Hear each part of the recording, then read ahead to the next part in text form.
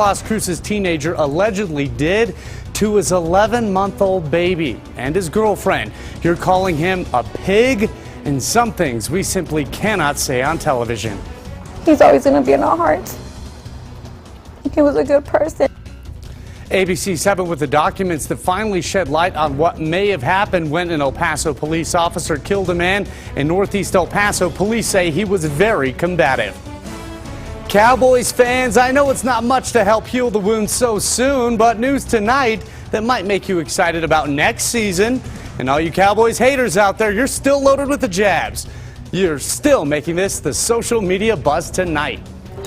Expect some big changes in the San Jacinto Plaza downtown.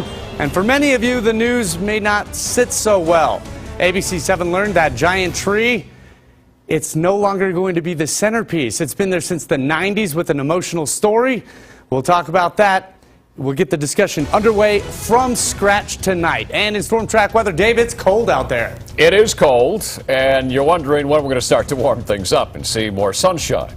Well, we'll talk all about that coming up. Well, get ready. You do become part of the day's news on ABC-7 at 9. It starts right now. Live, where news comes first. From the Mesilla Valley and Las Cruces to El Paso and the borderland.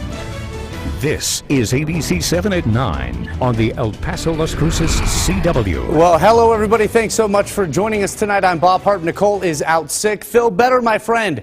All right, this is ABC-7 at 9 on the CW, where your reaction to the day's news is the story. So go ahead and join us on social media and our network right now. You see it at the bottom of your screen. That's how you get connected. Let's go ahead and get to those stories that you need to know before joining all that talk on social media. This one is sure to get your attention. Listen to this for just a moment. It's from our New Mexico mobile newsroom, and the details are grim. 18-year-old Manuel Tejas Edmond is in jail right now, accused of being high on meth, abusing his girlfriend and 11-month-old baby, and making them all live in extreme filth.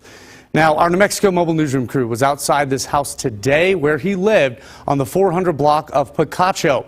Our crew said the inside of the home did not have hot water and was covered in dog feces inside the home. Now, you need to know the complaint affidavit states the baby was mostly confined to a crib and could barely stand at almost a year old. The child reportedly only got 4 baths in his entire life. More on that in a minute. Well, this is the man shot and killed by El Paso police late Friday night in Northeast El Paso. His family gave us these pictures today. You need to know that we just got the police report today stating 33-year-old Andy Martinez was reportedly combative with police officers. Police say Martinez was a passenger in a car that was pulled over for having expired paper license plates. Now, he allegedly pulled a gun on the officer, issuing a citation. The police report states that the other officer, a woman, shot Martinez when he ignored her commands to drop the weapon. We also learned that he was a wanted man in Arizona on drug charges, and that's his family speaking with us today. Now, you need to know that New Mexico State police officers involved in a chase and shootout near Lordsburg are safe at home tonight.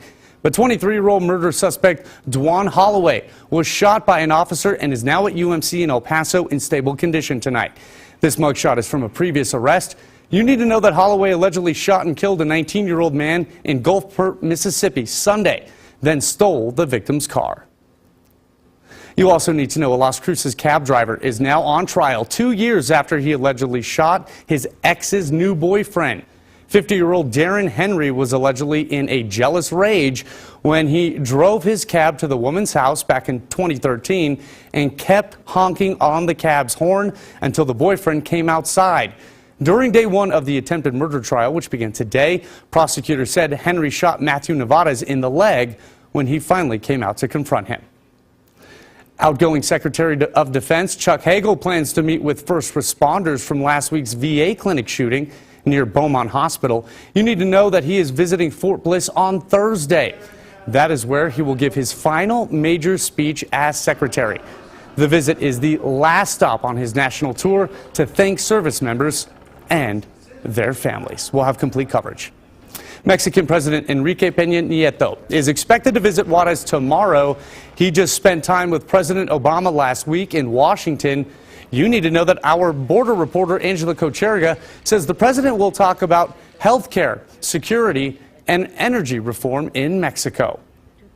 A man is in the hospital after his apartment caught fire this afternoon in East El Paso. You may have seen it as breaking news at 5 and 6 tonight. It happened just after 4 o'clock on the 10,000 block of Vista del Sol. Fire officials say the apartment was filled with smoke. Also saying an elderly man was found unconscious on the floor. He was taken to University Medical Center with 2nd and 3rd degree burns to his arms, legs, and stomach. No word on his condition tonight. Nobody else was in the apartment. And you need to know that investigators say the fire started in the kitchen, but the cause is still under investigation tonight. Well, Canutillo School District's associate superintendent was not found guilty of any wrongdoing in an audit that ABC-7 combed through for a while today. But you do need to know investigators are now recommending a review of the district's policies and its procedures. These allegations go back as far as May 2013, when money from Canutillo Elementary's Spring Fling fundraising went missing. Associate Superintendent Annette Brigham was accused of tipping off the school's business administrator of an investigation. Shortly afterwards, the school's principal, Connie Parker, and business manager, Virginia Hernandez, resigned. Hey, if you live in East El Paso or the Upper Valley, you need to know what I'm about to tell you. And I love to spread the good news. If you were tired of all that construction on Montwood and Wedgwood, you'll probably be happy to hear the city engineers said today the stormwater infrastructure project is almost finished. They said Montwood will finally reopen to traffic on February 28th. And some more good news for all you frustrated drivers in El Paso's Upper Valley.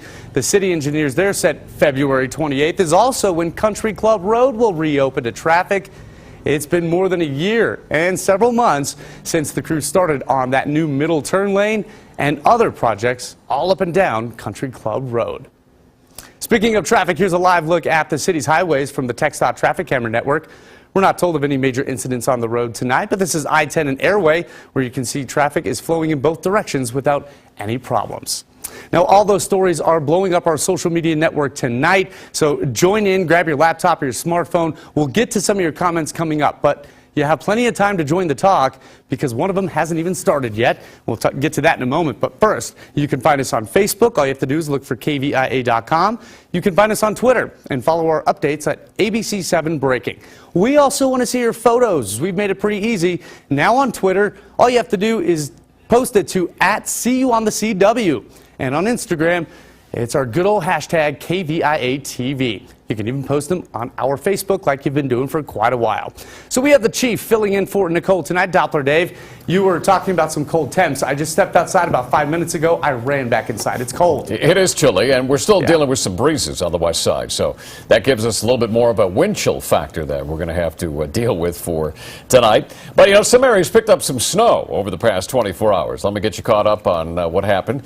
Up in Reynosa, 2.5 inches. It was a very wet, very moist, slushy snow up there. Alto picked up 5 inches. Ski Apache recorded 6. One of our weather watchers in Cloudcroft said 2 inches up in that general direction, again over the past 24 hours. We had that cold air mass in place, and notice we're tracking some of the rain, some of the snow out there in portions of Arizona, all lifting to the northeast. Not a whole lot developing across southern New Mexico whatsoever. We're not expecting any precipitation here in town, but look at the temperatures across Texas, New Mexico, Oklahoma. We're talking about 30s and 40s. We're 40 right now. Lots of cloud cover hanging around. We have 52 in Tucson, Yuma at 62, Phoenix at 57, LA at 59, and San Francisco at 55 degrees. Now, we'll talk about just how cold it will get overnight. What's our chance of seeing any rain, maybe a little snow around town tomorrow? That's all coming up in Weather Bob. Dave, I have to say, you're so calm and soothing. When we hear rain and snow, a lot of us might freak out, but you're just so cool and relaxed. Well, you know, we'll talk about our chances. They don't look great, but we still have some chances area-wide. Hey, well, that's what I like to hear, keeping us all calm. All right, thanks, Dave. We appreciate that. We'll check back in with you in just a second. All right, now let's get to the social media buzz tonight. Back to that disturbing story out of Las Cruces. Police accusing a teenager of beating and abusing his girlfriend and baby while using and selling meth. As you can imagine, your discussion and your comments have not exactly been favorable to him. Roman starts this off tonight with, wait, he has a girlfriend? She found feces and drug charges sexy? And Laura tonight with this. Freaking whack job. Pig. Well, SWAT team officers were called out to the 400 block of Picacho yesterday after a call for help from the man's girlfriend. 18-year-old Manuel Tejas Edmond walked out peacefully and was arrested.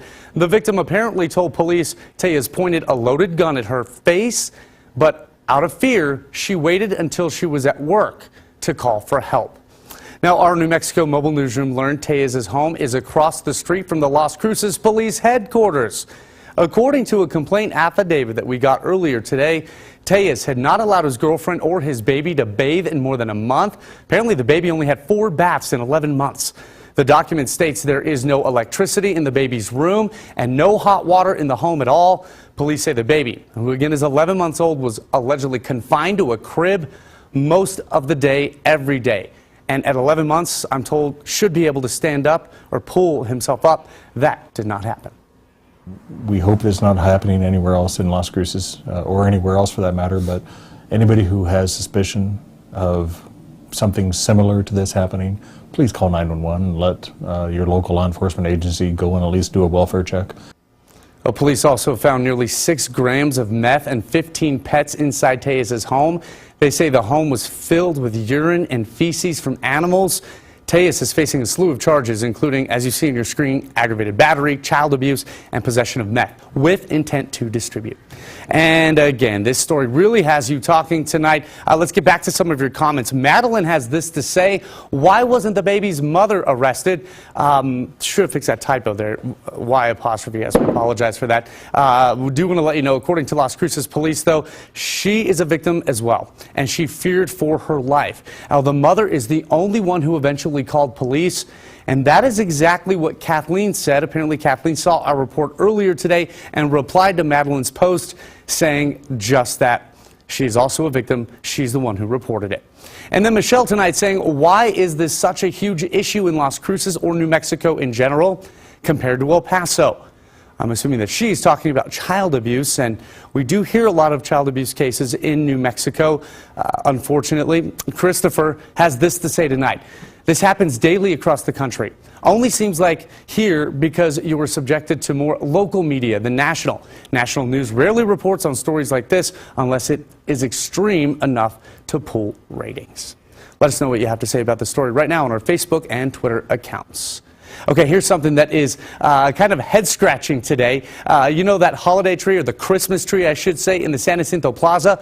Many have come to enjoy all of it year after year, but it could be dying. We're hearing from city officials that pine tree that has stood over the San Jacinto Plaza for almost 2 decades may have been damaged during the construction work at the plaza. We have ABC-7's Jerry Nahara live tonight with that story. Jerry, what a talker piece this one is. Bob, an email from City Manager Tommy Gonzalez to the City Council states the large tree in San Jacinto Plaza has been severely damaged during the reconstruction process due to root damage and soil compaction. And no one at the city has been able to tell us just how damaged the tree is, but what we do know is that this tree has roots in the history of San Jacinto Plaza. This is video of a tree lighting in early 2000. Many families have gathered around the 50-foot pine to kick off the holidays. Now, with reconstruction of the plaza, there's word of severe damage to the tree. I did receive an email that the tree was significantly damaged during the process, root damage, things like that, and there's a question of whether or not the tree is going to survive. Now, is that true or not? I don't know. Some might also not know how this tree came to be at the San Jacinto Plaza. It's a beautiful tree. The tree had its roots in the Upper Valley at the home of Charles and Corinne Boyce. The couple planted the tree in the late 70s. It affords a lot of shade into the neighborhood and to my front porch. Years later, Charles died of liver cancer, and Corinne decided to give the tree to the city so everyone could have their own memories around the giant pine. In September of '98, the tree was uprooted from the Boyce home. You see those yellow straps? They attach them down before, down here, and then pick it up straight up. It was a day-long spectacle many came to see. We're saying our goodbyes, sort of. That tree has been right next to my house for 25 years. I think it's something new for El Paso, something nice. A new change for us. For Corinne, the tree would stand in memory of her husband that enjoyed Christmas lights so much. His main thing was going out and looking at lights. It was a diversion from his pain and so on. We'd go out and look at Christmas lights every night until he died a week before Christmas. To District 8 Representative Courtney Nyland earlier, she tells me the council is not in the business of chopping down trees. She said, in fact, they'll try to save the tree if they can, but no one from the city has been able to tell me if the tree has been damaged to the extent that it could die. So this is not the last time we'll hear about this tree. And of course, we're going to post the story on Facebook. There's already a lot of opinions about this.